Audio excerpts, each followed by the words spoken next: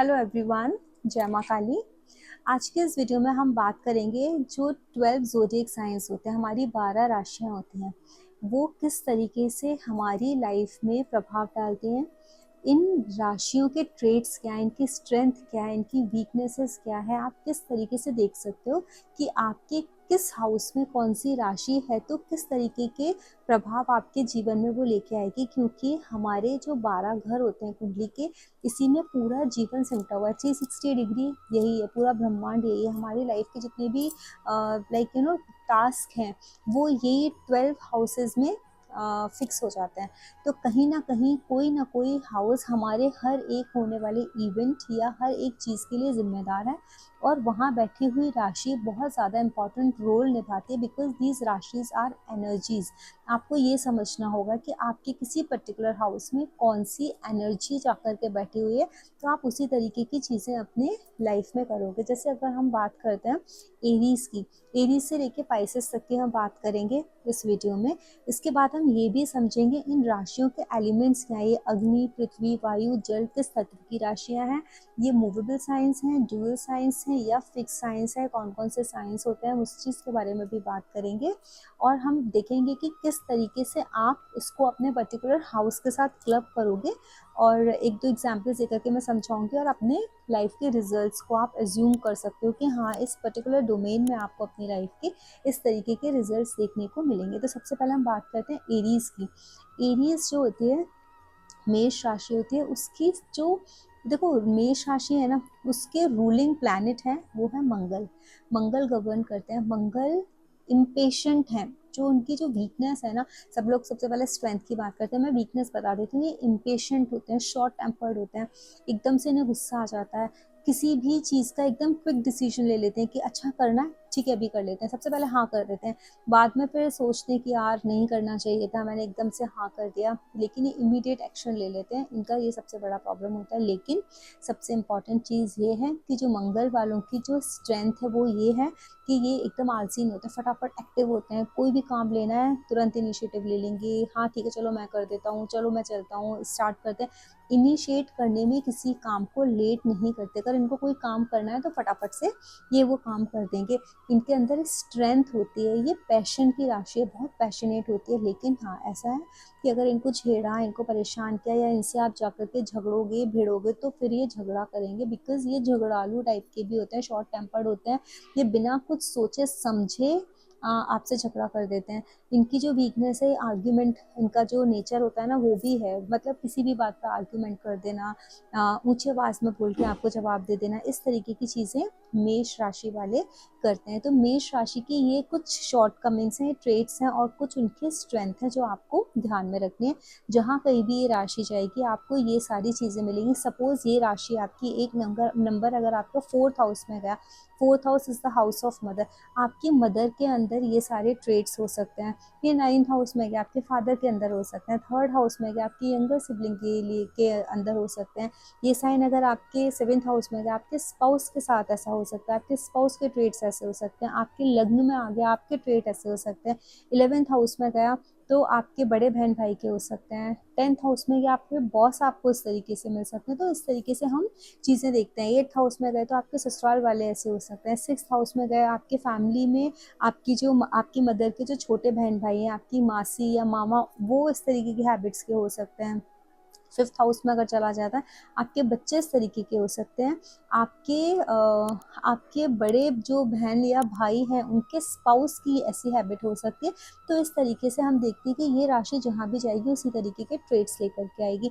अब टॉरस की बात करते हैं। टॉरस कुछ की जो रूलिंग प्लैनेट है वो वीनस है, शुक्र देव है। देखिए, टॉरस राशि की जो सबसे बड़ी खासियत है, ये लोग ना लग्जरी पसंद करते हैं। ये लोग टॉकेटिव बहुत ज़्यादा होते हैं, बहुत बातें करना इनको पसंद होता है, खाने के शौकीन होते हैं, फूडी होते हैं। और जो एक इनकी वीकनेस है वो ये है कि ज़िद्दी स्वभाव के होते हैं, आलसी प्रवृत्ति के होते हैं। ये फिक्स साइन है। अभी हम साइंस की बात करेंगे प्रॉपर्ली, लेकिन ये फिक्स्ड साइन है, या फिर हम साथ में बताते जाते हैं ताकि आपको पता चले। जो एरीज राशि है वो आपका जो साइन है वो मूवेबल साइन है, और जो उसका तत्व है वो अग्नि तत्व है। अब उसी तरीके से टॉरस का देखेंगे, टॉरस आपकी फिक्स्ड राशि आती है और इसका जो तत्व है वो पृथ्वी तत्व की राशि है।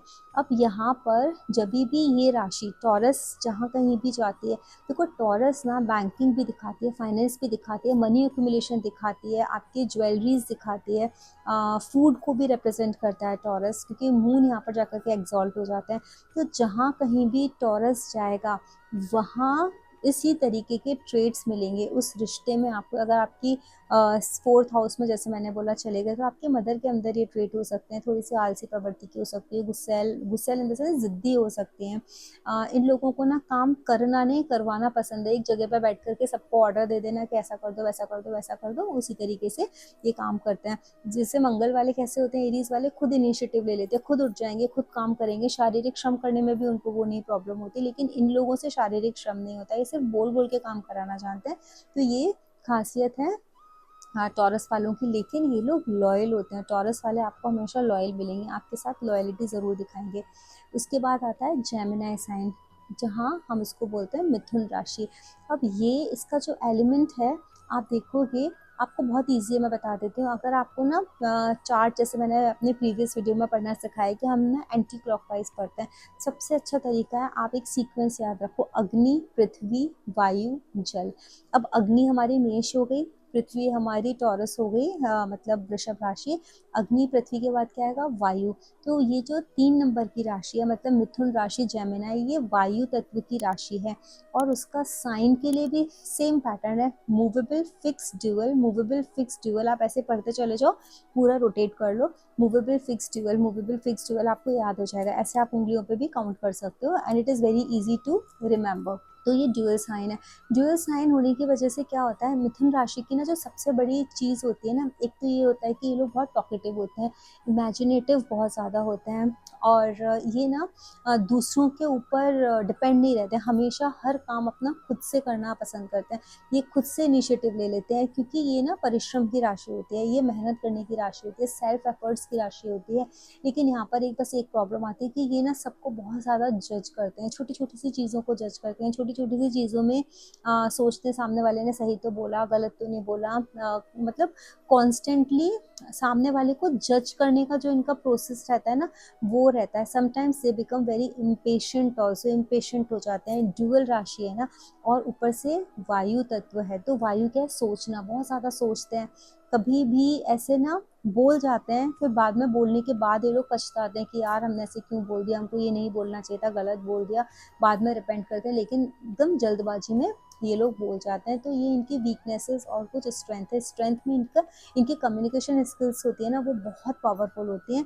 ये किसी को भी बात करके अपने साइड कर सकते हैं, लोगों को किसी भी तरीके से कन्विंस कर सकते हैं। इनकी मार्केटिंग स्किल्स बहुत अच्छी होती हैं। अगर आप इन लोगों को कोई ऐसा टास्क दे दो, मार्केटिंग का टास्क दे दो, या फिर कोई प्रेजेंटेशन देने के लिए दे दो, ये लोग इमेजिनेटिव भी होते हैं, बहुत अच्छे से किसी भी चीज़ को आउट ऑफ द बॉक्स जा करके कर पाना, और फटाफट कर पाना, बहुत जल्दी कर पाना। जो काम हम आप 4 घंटे में करेंगे, वो काम ये लोग 1 या 1.5 घंटे में आराम से कर सकते हैं। ये इनकी स्ट्रेंथ है। अब इसके बाद आ जाइए आप कर्क राशि पर।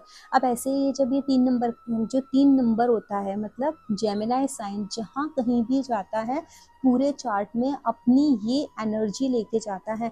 अगर किसी इंसान का 10th हाउस में सपोज ये चला गया, तो क्या होगा, ये इंसान वर्क प्लेस पर बहुत क्रिएटिविटी दिखाएगा, फटाफट काम करना, कम्युनिकेशन स्किल्स बहुत अच्छे होना। तो इस तरीके की चीज़ें यहाँ पर आप अपनी इस एनर्जी को आप 10th हाउस में ले गए।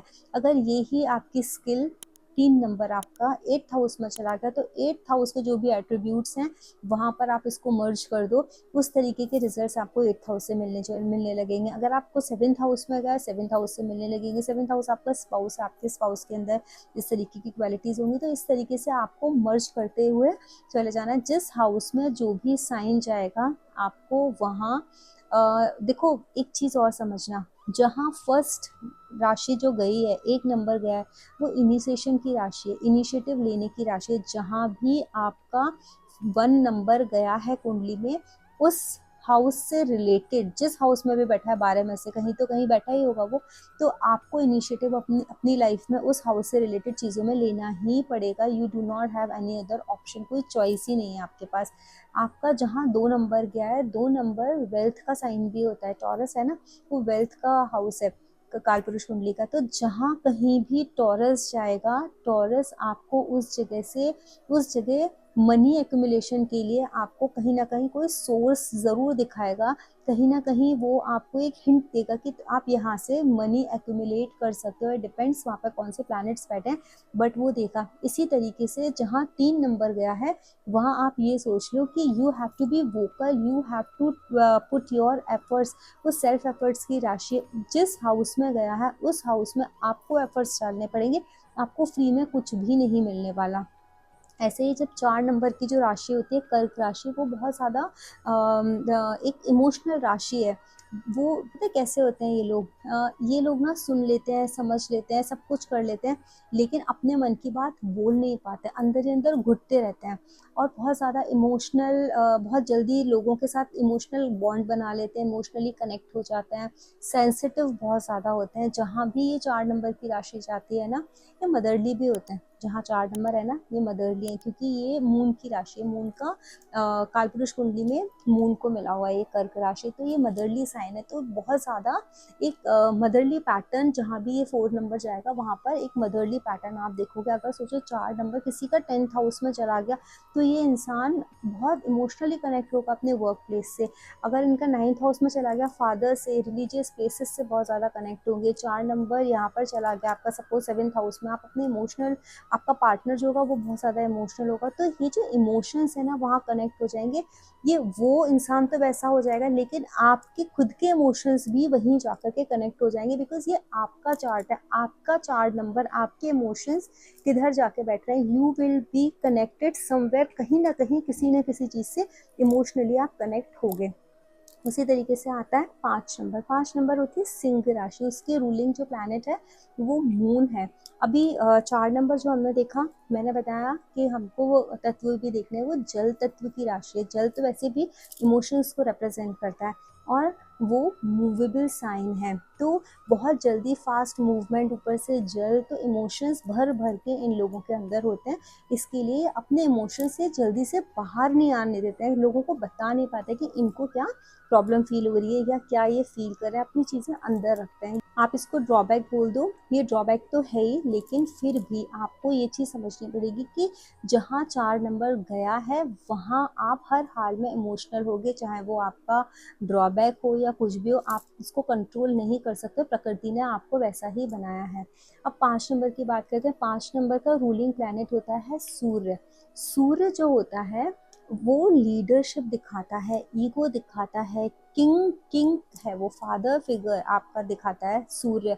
तो ये जो 5 नंबर की जो राशि होती है ना, उसके ट्रेड्स क्या होते हैं, leadership quality, high ego, government को भी रिप्रेजेंट करते हैं सूर्य। तो किसी भी उच्च पोजीशन पर बैठना, हाई पोजीशन पर जाना, ये सारा सूर्य के ट्रेड है। लेकिन यहाँ जो इनकी वीकनेस आती है, ये बहुत डोमिनेटिंग हो जाते हैं।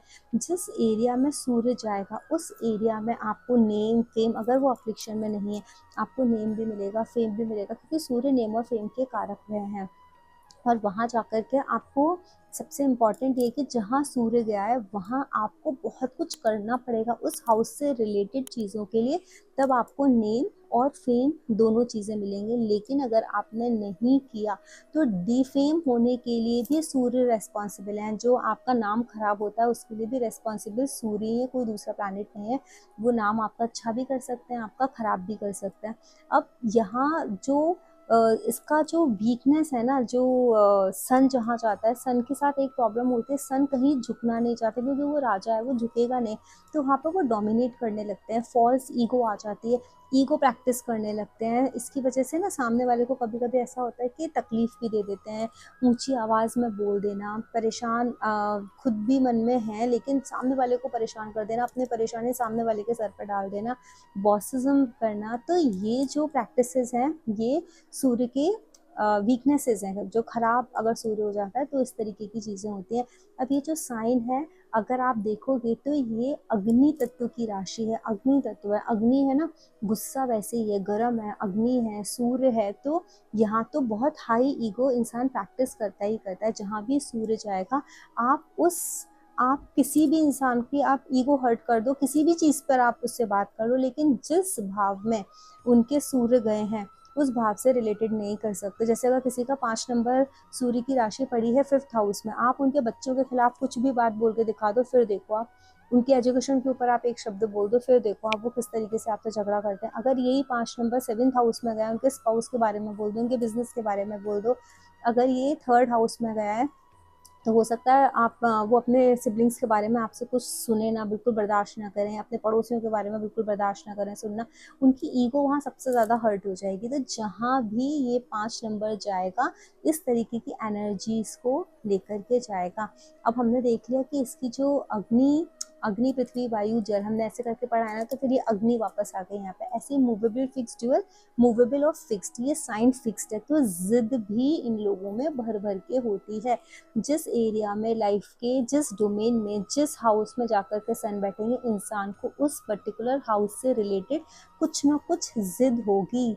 जिद बोल दो, ईगो बोल दो, स्टबननेस बोल दो, कुछ ना कुछ चीज़ें उस हाउस से रिलेटेड रहेंगी। सपोज किसी का ये जो है चला गया 11th हाउस में, तो फ्रेंड्स को लेकर के जिद रहेगी। अगर मम्मी मना करें कि नहीं मिलने जाना है, मैं तो जाऊँगा, मैं तो जाऊँगा, मैं तो मिलूंगा, मैं तो करूँगा, मुझे तो जाना ही जाना है, तो उस तरीके से जो एक जिद होती है ना, वो एक पर्टिकुलर जिस हाउस में जाकर के बैठे हैं उस हाउस से रिलेटेड किसी भी एक सिग्निफिकेंस को पकड़ के वो शायद उनके अंदर उस एक चीज़ की जिद रह सकती है।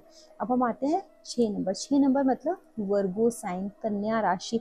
कन्या राशि की सबसे जो खासियत है ना बड़ी, वो परफेक्शनिस्ट होते हैं। उनको हर एक काम में परफेक्शन चाहिए, हर एक छोटी छोटी चीज़ों में नुक्ताचीनी करते हैं, ये ऐसा है, वो वैसा है, वो वैसा है, ऐसा नहीं ऐसा चाहिए, ऐसा नहीं ऐसा चाहिए। छोटी छोटी चीज़ों में वो लोग बहुत ज़्यादा मीन मेक निकालते हैं, बाल की खाल निकालने वाले होते हैं, बहुत क्रिटिकली सोचने वाले, बहुत एनालिटिकल थिंकर्स होते हैं।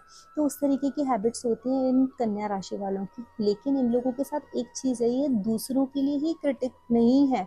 ये सिर्फ ऐसा नहीं है कि आप ही की बुराई करेंगे, आप ही में कमियां निकालेंगे, ये सेल्फ क्रिटिक भी होता है, ये अपने बारे में भी निकालते हैं। कहते हैं नहीं मेरे में ये अच्छा ही नहीं है, मेरे में अच्छा ही नहीं, मेरी ये गलत आदत है, मेरी वो गलत आदत है, मैं ये सही नहीं करती, मैं वो सही नहीं करता।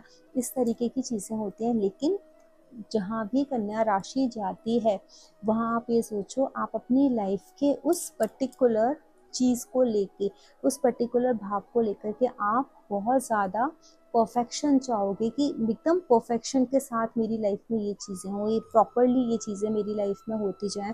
तो एक वो चीज़ है। दूसरा, जब आप एलिमेंट की बात करोगे तो ये अग्नि के बाद आता है पृथ्वी, तो ये पृथ्वी तत्व की राशि, तो इन लोगों में जिद भी देखने को मिल जाती है। और साइन है ये डुअल, तो डुअल साइन होने की वजह से इनकी पर्सनालिटी में डुअलिटी भी आ जाती है।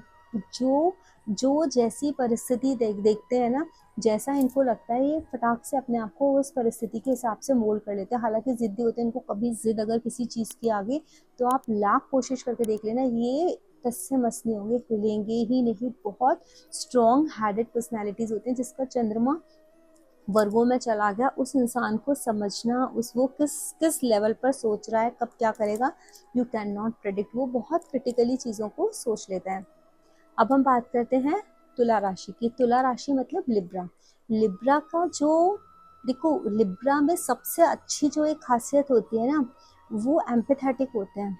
वो लोग ना सामने वाले को, आप और हम ये नहीं समझ पाएंगे सामने वाले की ज़रूरत क्या है। हो सकता है हम उनसे ज़्यादा दुखी हो रहे हैं दूसरे को देख करके, ओहो इसको ये परेशानी, वो परेशानी, हम क्या करें क्या करें कैसे करें।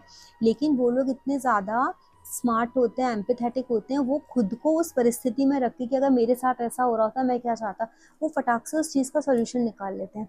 ये खासियत होती है लिब्रा वालों की। बट इन लोगों के साथ एक चीज़ खराब है जो मुझे ऐसा लगता है कि sometimes they are very calculative. वो भी हमेशा नहीं, लेकिन कभी कभी ऐसा होता है कि ये लोग ना बहुत कैलकुलेशन कर देते हैं।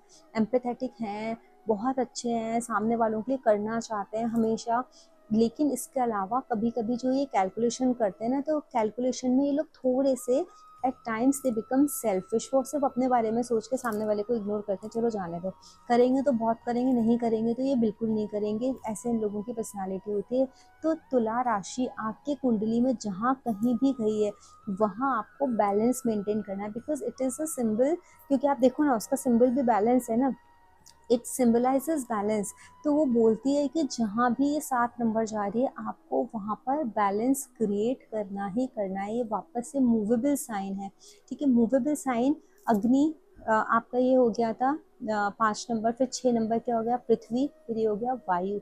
वायु क्या है, बहुत तेज दिमाग, सोचना, फटाक से चेंज हो जाना, ऊपर से मूवेबल साइन। मूवेबल साइन वायु, तो जो मैंने बोला कि कैलकुलेटिव बहुत होते हैं, तुरंत बदल जाते हैं, तो वो चीज़ होती है। वो इनकी, आप ये बोलोगे कि इंसान खराब है, इंसान खराब नहीं है, उनका वो जो साइन है ना लग्न में, या चंद्रमा बैठा है तो उनका मन वैसा ही है, उनकी आदत वैसी ही है, लग्न वैसा है तो उनके ट्रेड्स वैसे हैं, क्वालिटीज़ वैसी हैं, वो राशि की क्वालिटीज़ हैं जो इस इंसान के अंदर आई हैं।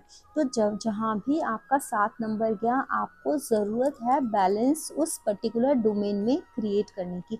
उसके बाद हम आते हैं 8 नंबर पर। अब 8 नंबर की जो राशि है वो जल तत्व की राशि है, ठीक है, अग्नि, पृथ्वी, वायु, अब आ गया ये जल, और उसके बाद ये मूवेबल था तो ये हो गई फिक्स्ड। तो 8 नंबर जो साइन होता है वो एक तो फिक्स्ड होता है, ऊपर से वो आपका जल तत्व की राशि होती है। तो जल तत्व की राशि होने की वजह से इमोशंस होते हैं, लेकिन जो स्कॉर्पियंस होते हैं ना बहुत इंटेंस होते हैं, बहुत गहराई से सोचते हैं, अगर किसी के लिए करते हैं ना तो ये तो जान भी दे देते हैं, नहीं तो सामने वाले की जान भी ले लेते हैं। ये वही जो पागल आशिक होते हैं ना, जो किसी के प्यार में एकदम पागल हो जाते हैं कि ठीक है चलो सामने वाले ने शादी कर ली लेकिन मैंने तो इसी से प्यार किया था, मैं तो नहीं शादी करूंगा, मैं तो इसी के पीछे अपनी सारी ज़िंदगी ख़राब कर दूंगा, और वो ख़राब कर भी देते हैं। ये उसी तरीके के लोग होते हैं, इनको सनक चढ़ जाती है ना किसी चीज़ की तो चढ़ जाती है। दूसरा क्या है, ये लोग सबकी सुन लेंगे लेकिन किसी पर भरोसा नहीं करेंगे, इससे भी राय लेंगे, उससे भी राय लेंगे, उससे भी लेंगे, सबसे लेंगे, लेकिन ये किसी की भी बात मानेंगे नहीं, ये बात अपनी ही मानेंगे, विश्वास भी नहीं करते हैं। इन लोगों की सबसे बड़ी प्रॉब्लम होती है, किसी पर जल्दी से विश्वास नहीं करते हैं।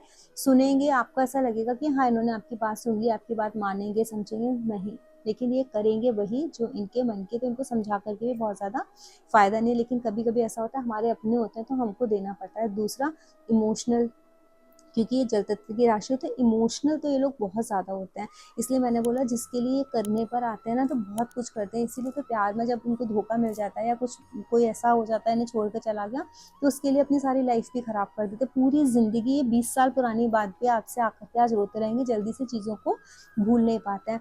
8 जो राशि होती है ना स्कॉर्पियो की, सीक्रेसी की राशि होती है, यहाँ पर सीक्रेट्स बहुत ज़्यादा होते हैं। 8th हाउस मिला है ना कालपुरुष कुंडली का, तो जहाँ कहीं भी ये 8 नंबर आपकी कुंडली में जाता है तो सबसे पहली चीज़ तो है you have to be very very secretive about that particular house. अगर किसी का गेंस के हाउस में गया है, किसी के सेकंड हाउस में गया है, तो आपको अपने गेंस कैसे हो रहे हैं, अपने आपका कितना पैसा आपके पास है, कभी भी किसी को डिस्क्लोज नहीं करना चाहिए, अदरवाइज आपको नुकसान होगा।